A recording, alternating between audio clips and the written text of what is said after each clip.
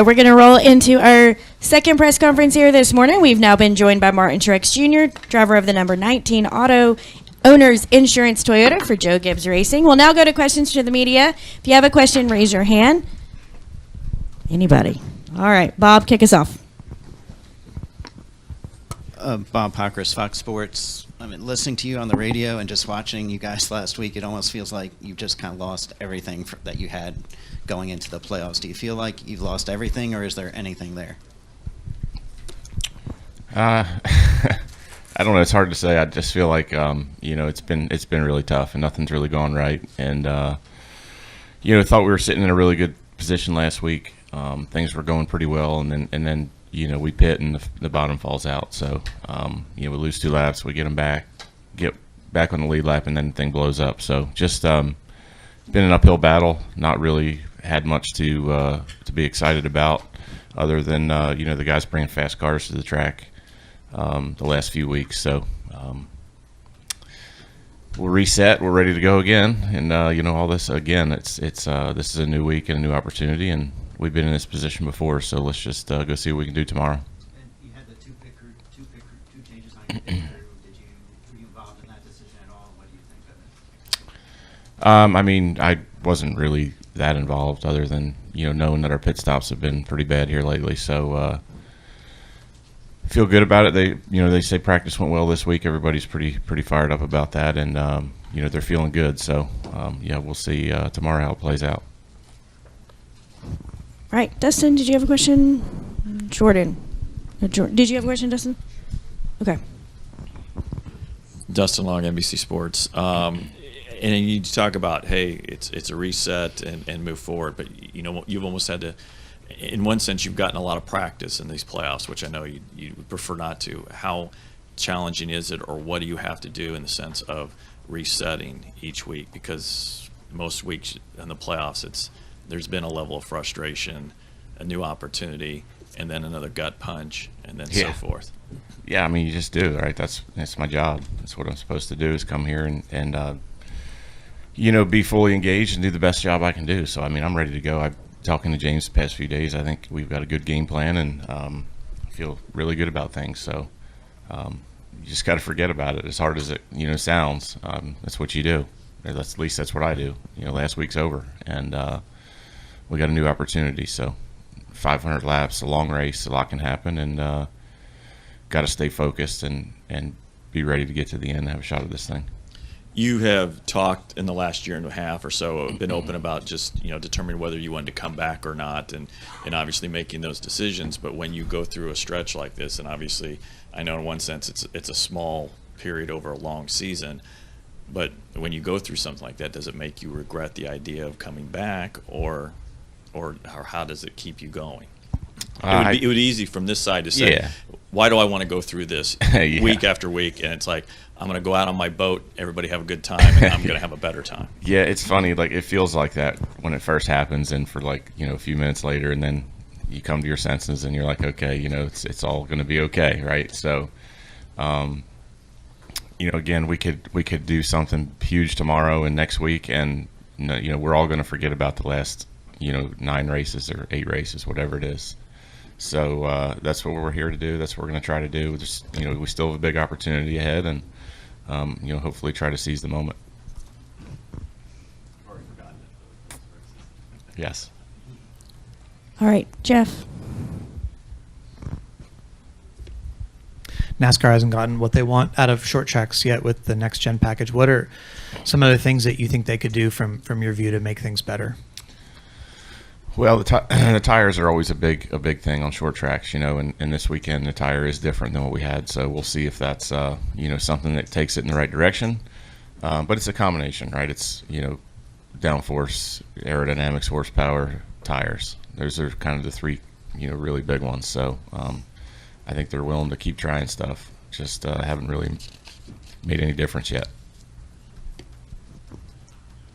All right. I believe Davey Siegel in the back has a question.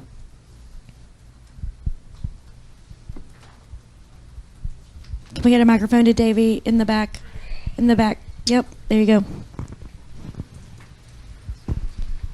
Davey Siegel with SiriusXM. Given the struggles of the package and how hard it's been to pass here in recent years, how important do you think qualifying is going to be today for tomorrow?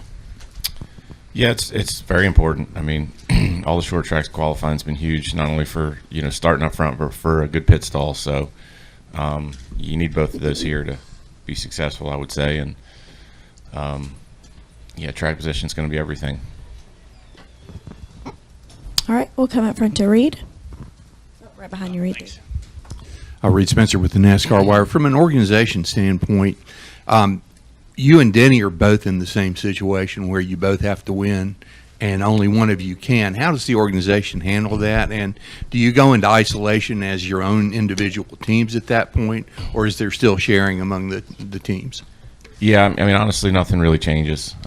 We race just like it is every other week. We know what what got us here, and being in the playoffs, as with teammates so many years, I think we have that experience of we know what got us here. These are the things that make us strong as a group. And then you go on Sunday and you race, and you try to race fair, but you don't hide things. You don't try to do anything different.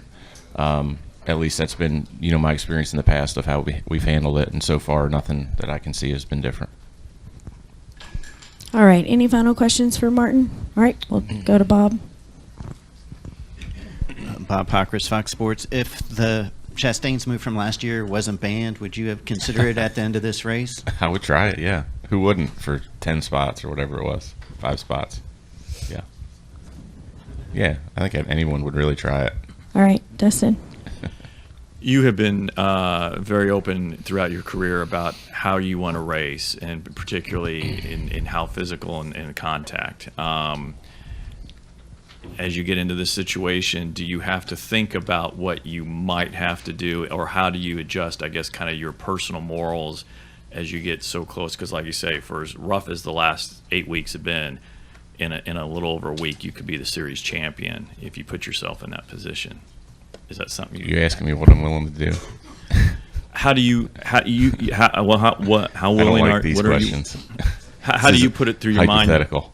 Yeah, I don't really know. I mean, honestly, I hadn't thought about it yet. I think it'll be just like races here in the past. I mean, my goal and my plan is to try to win this race. And I don't know that I'll do it completely different than the way I've always raced. So to answer your question, I don't know exactly what it might look like or what might happen, but yeah, we'll just wait and see. That'd be great. Be great to lead the whole thing. Yeah.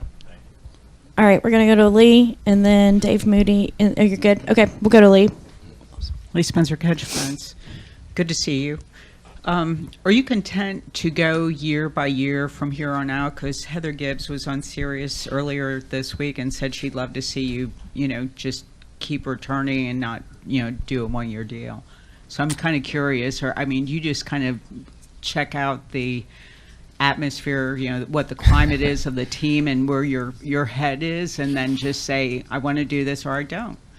Yeah, I think that's going to be the way it's going to go. One at a time.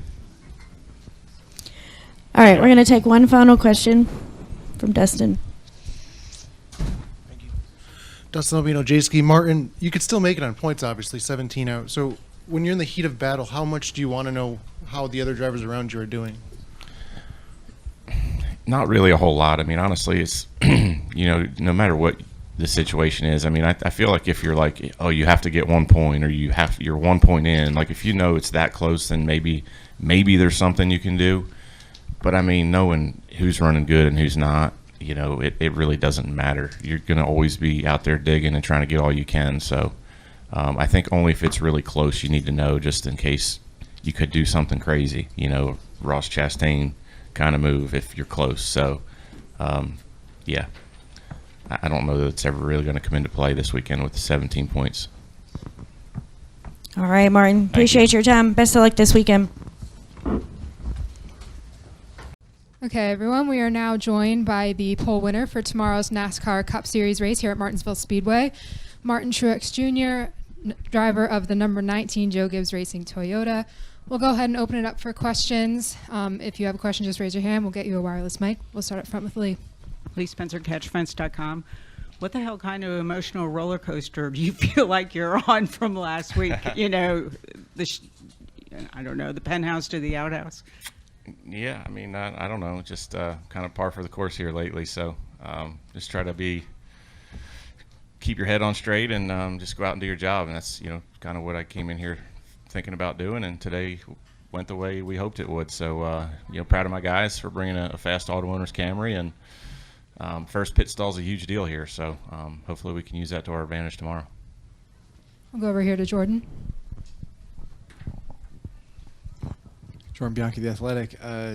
You experience this, the joy, you're starting first, everything, all the good things. Is that part of your back of your brain too? You're kind of like, okay, now the other shoe's going to drop and something else. What's next for us? No, not really. I mean, I think I feel good about how today went. I think we need to work on our car a little bit more for tomorrow. Obviously, it wasn't quite, not obviously, but I didn't feel like it was quite what we needed for the long run. So we got a direction there, and I think today practice was a really good indicator, which sometimes we come here and it's cold and not a lot of rubber goes down and things change a lot for the race. I thought today was a good indicator and we learned a lot. So know what we need to do and just got to go do it. So we'll see what happens. I'm ready to go. Now this really opens up the possibility for getting good stage points, especially in stage one. Is that in the back of your mind now? Maybe, hey, we don't necessarily need to win the race, or you're still in kind of that mindset. I think 17's a long ways out. So, I mean, maybe if we could win both stages, it might change things around. I don't know. But, we'll just wait and see. I don't think stage points are really on our radar right now. But, we'll certainly take them if we can get them. We'll come here to Reed and then over to Bob. Reed Spencer with NASCAR Wire. Where do you think you picked up that eight thousandths of a second to beat Ty out? Just made a little adjustment to our car, and then the first round I wasn't real sure exactly how hard to push it, or what the balance was going to be like. Last time we ran here, the tires were different, a lot was different, and our car was pretty free in practice, so I was a little concerned about that. But the guys made good adjustments, and the car was really close. And then I think the round two we just made a small adjustment and made the car more comfortable. Gave me a little bit more confidence on throttle, and that's where the time was. We'll go over to Bob. Bob Pockers, Fox Sports. I had a couple. The first, you were 13th on the practice sheet. So you talk about the adjustments, but so was it a huge leap from practice to qualifying? I thought we were first in our group practice. Okay. So you were in the second group, so everybody in the second group, I guess, was after the first group. Yeah. Yeah, I mean, we were in Group 2 in practice, and then we were fastest. So the track slowed down a little bit, I think, for Group 2. But overall, overall, it just put our qualifying setup in and hope to hit the balance right, and they did that. That's, typically what we try to do. It's always tough. Back in the day, we used to make a qualifying run in practice, and, just now you kind of guess. And they guessed really well today. And they changed the tire for this race, more thicker tread. Could you tell any difference from what you remember? It's so hard to tell because of the conditions. There was definitely a ton of rubber down today, which I think is great. That's going to, help us race well tomorrow and be able to move around, make some passes. I thought the bottom groove where it really rubbered in got slick, which is typically what happens here when the races are really good. So I think that's a good sign. As far as how different it is, it's so hard to know. A lot was different today other than just the tires. We'll go over here to Bruce. Bruce Martin with Speed Sport. When you go back and look at how the playoffs have gone for you, I mean, it was a little touchy there at Bristol whether you were going to get in or not. So in a lot of ways, if you make it into the championship four, do you think it's going to be like living on the edge for you? Oh, well, we've been living on the edge, that's for sure. We barely made it through the first two rounds. So, it's been tough for sure. But, tomorrow's a new day and a new opportunity. And, we're in a position where I think, can go win the race and see what happens. But I don't know. Try not to overthink it. I just go race and see what happens. That's what we're going to do tomorrow. Any additional questions for Martin? All right, up to Lee. I'm just curious, how much confidence do you have having won so many times here and even back-to-back races? Or is it this car is so much different to drive? There's, even everything that you've learned, what's in your head isn't, how much of that is going to transfer to this race or the past three with the next-gen car? Yeah, I mean, I think we kind of got to a point there where with the old car we were pretty confident. We had some things that really worked for me, and we used them for a long time and just did a lot of fine tuning, a lot of tweaking here and there. But certainly learning how to race and learning how to win here, you learn a lot about the track and what it takes. And then they switched the car, and it's been a challenge, for us. Last year we really struggled here, and then in the spring we were kind of hit and miss throughout the weekend, and we ended up running third at the end. So we're still, I feel like, learning things about this car for sure. What do I need here? How do we, what are the things that kind of turn that switch for me at this racetrack and make the car do the things that I want it to? And I don't know that we're quite there yet for sure, but hopefully tonight we can make some good adjustments and be in the mix all day tomorrow, and then at the end when it counts is where you really need to be up front and be dialed in. So we'll see if we can make that happen. Any further questions? All right. Thank you, Martin, and good luck Thanks. tomorrow.